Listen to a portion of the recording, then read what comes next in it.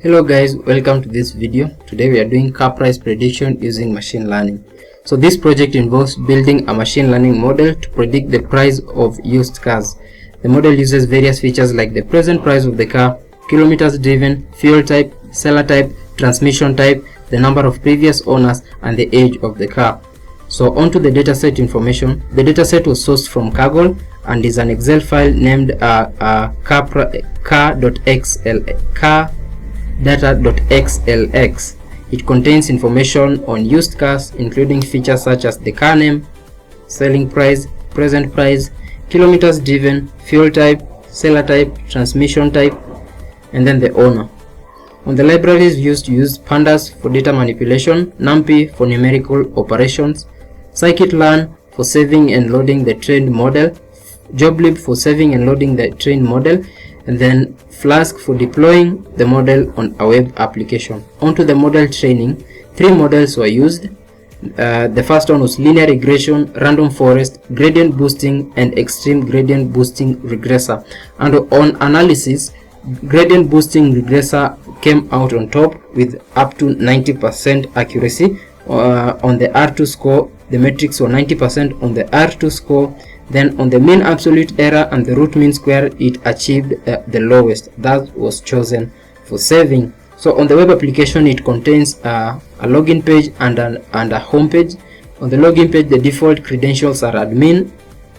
And then on the home page, a background image was used and the grid layout for the form for the user input was used. So to run the project, the following commands are going to be used as listed in the document in the screen. So let's go to the dataset that was used. But before we go to the dataset, we can look at the Jupyter notebook for this project. As you can see, this is the Jupyter notebook. So as you can see, the dataset was loaded there. Then data pre-processing was done. The null values were taken out. Then the visualizations, imputation and categorical values were. Imputation was done, categorical values were converted to numerical values. Then the data set was split into the training and testing set, whereby the training set was 80% and then the testing set was 20% of the whole data. When all the models, the 4 of them, were called, evaluation was done, and as seen in the table below, the gradient boosting came out on top with the lowest MAE, MSE, and RMSE, and the highest R2 score than all the other models. So this is the visualization, and as you can see, gradient boosting came out on top. So the model was then saved and deployed using Flask framework. So let's go to the dataset. So the dataset that was used here was, as said earlier, sourced from Kaggle. And as you can see, it has 9 columns. So let's go to the directory of the project and run the project. So as you can see, the directory containing the project has several folders. The first one is static folder, which contains the background image and the styling used for the user interface. Templates contains the HTML pages for the home page, login page, and the result page. Then this is the virtual environment. App.py, this is the Flask code, the Flask program that was used to deploy the model. This is the Jupyter notebook. This is the model itself. This is the dataset, and these are the requirements that are used to run the project. As you can see, it's pandas, scikit-learn, XGBoost, Flask, and joblib.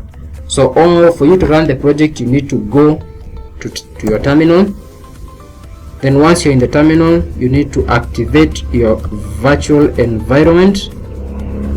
So yeah, this is the command used to activate your virtual environment. Once your virtual environment is activated, as seen here, the name of the environment in brackets, all you need to do is now just run the project. So for you to run the project, you just need to type python app.py. Then once you run the command, it will give you a link. Then you take the link and paste it on your preferred browser. So yeah, this is the link that has been provided. So you need to just copy it. Then once you've copied it, you just need to paste it on your preferred browser. And in our case, our preferred browser is Chrome browser. So once you're in Chrome browser, you will see the first thing it will give you, it is the user interface. So you need to key in the required details here, the required data items as seen in the form in the screen. So the first one is the present price of the car, that is the showroom of the car, showroom price of the car, which, for example, let's say we are using a car whose showroom price is $20,000. Then the car, after being bought for $20,000, was driven for, let's say the mileage of our car is 7,000 kilometers. The car used petrol as the fuel type. Then the car was bought from the dealer. The transmission in question is a manual transmission, and then the car only had one previous owner. So for the age of the car, let's say the car is 10 years old, it was driven for 10 years old. Once you've keyed in all the required data items, you only need to press the predict button, and then the price of the car will be predicted as above. So you have here, you can come back and predict again. So let's say our car this time only costs $10,000. Then it has been, the kilometers driven, let's say the car has run for 30,000 kilometers. And the fuel type in question is CNG. And the seller type, let's say we bought it from an individual. Then the transmission is automatic. The previous owners were, let's say, over 3. And let's say the age of our car is 15 years. Remember, we bought it for $10,000. Let's see the price that will be predicted. So the price of the car that was bought for $10,000 after being ridden for 15 years, the price will come to $4,294. Remember, the model that was used here had a 90% accuracy. So there's also another button here, which is the logout button. When you click the logout button, it will take you now to the login page. Remember, when you are running this project, the first page that we are supposed to encounter was this login page, but we went direct to the home page because I had been running the project earlier on. So as said earlier, the login page, the default credentials are admin for the username, and both the username and the password respectively. So once you've keyed in admin and admin for username and password, and then you click the login button, it will take you direct to here. So the details to this project will be placed in the description of the video. Thank you for your time and have a nice time.